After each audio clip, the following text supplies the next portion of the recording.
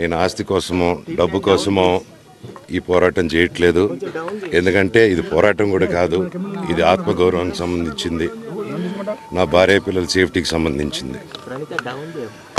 ఇది నాతో ఒక మగాడిగా నాతో డైరెక్ట్గా వచ్చి నాతో ఏం చేసినా పర్వాలేదు.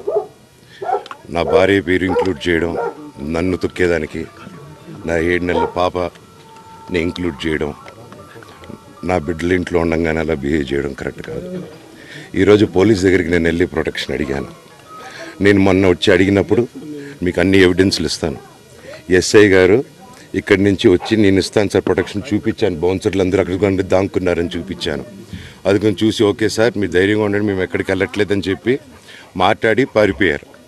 ఇప్పుడు కానిస్టేబుల్స్ వచ్చి నా మనుషులను అందరినీ భయపించి ఇప్పుడు వాళ్ళ పేర్లు తీసుకొని బెదరగొట్టి మా మనుషులు పంపించేసి వేరే బాడీ గార్డ్ లోపల పంపించున్నారు సార్. ఏం జరిగిందండి అసలు? గొడవలు జరగదు కాదు సార్. ఫస్ట్ డిపార్ట్మెంట్ ఎందుకు వన్ సైడ్ తీసుకుంటున్నారు? కంప్లైంట్ తీసుకున్న తర్వాత వాళ్ళకి ఏ అధికారం ఉంది? నా ప్రొటెక్ట్ చేసే మనుషుల్ని పంపించేదానికి అధికారం ఉంది.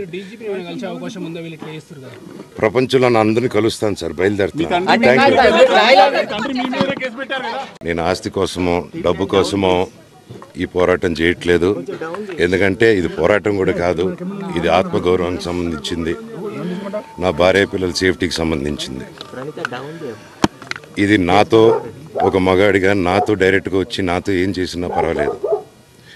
నా భార్య పేరు ఇంక్లూడ్ చేయడం, నన్ను తొక్కేదానికి, నా 7 నెలల పాపని ఇంక్లూడ్ చేయడం, నా బిడ్డల ఇంట్లో ఉండగానే అలా బిహేవ్ చేయడం కరెక్ట్ కాదు.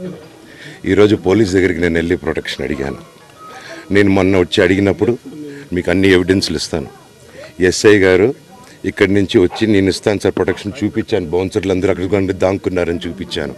అది కొంచెం చూసి ఓకే సార్ మీరు ధైర్యంగా ఉండండి, మేము ఎక్కడికి వెళ్ళట్లేదని చెప్పి మాట్లాడి పారిపోయారు. ఇప్పుడు కానిస్టేబుల్స్ వచ్చి నా మనుషులను అందరినీ భయపించి ఇప్పుడు వాళ్ళ పేర్లు తీసుకొని బెదరగొట్టి మా మనుషులు పంపించేసి వేరే బాడీ గార్డ్ లోపల పంపించున్నారు సార్.